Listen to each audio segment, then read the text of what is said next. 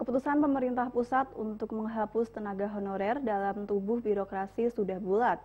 Seluruh kepala daerah wajib mengikuti aturan tersebut, namun Sekda Brebes Joko Gunawan akan mencoba jurus yang telah disiapkan untuk menangkis dampak penghapusan tenaga non-ASN tersebut.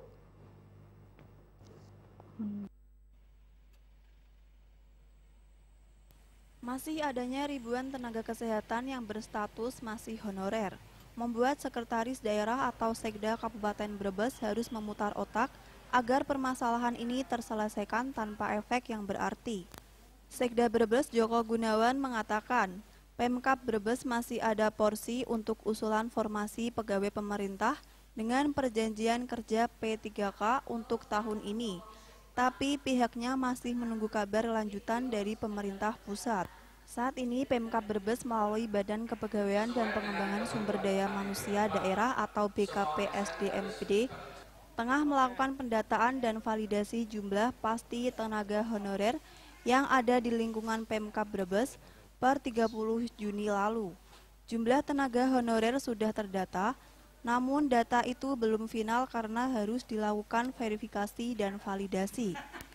Jika jumlah tenaga honorer sudah diketahui dan pemetaan formasi sudah rampung, pihaknya segera meminta formasi khusus kepada pemerintah pusat, baik kepada Menteri Pendayagunaan Aparatur Negara dan Reformasi Birokrasi atau PANRB, Badan Kepegawaian Nasional atau BKN maupun Kementerian Keuangan. Formasi khusus ini merupakan jurus untuk menangkis dampak dari penghapusan tenaga honorer.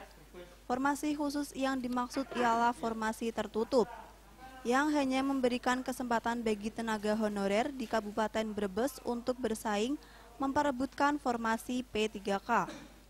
Pihaknya tidak membuka kesempatan untuk warga dari luar daerah mengikuti seleksi formasi P3K.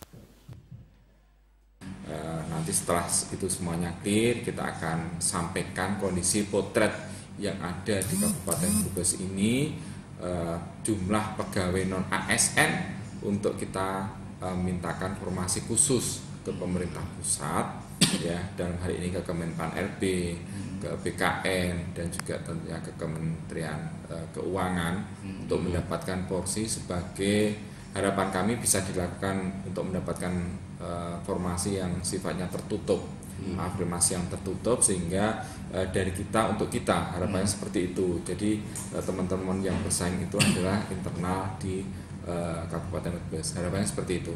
Selain itu, pihaknya juga berharap pemerintah pusat bisa mengulur waktu lebih lama untuk penghapusan tenaga honorer. Waktu penghapusan yang ditarget rampung pada 23 November 2023 diharapkan bisa diperpanjang. Hal ini agar semua tenaga honorer bisa terjaring dalam seleksi P3K, sehingga dampak penghapusan tenaga honorer tidak meningkatkan angka pengangguran. Agus Supramono, Semarang TV.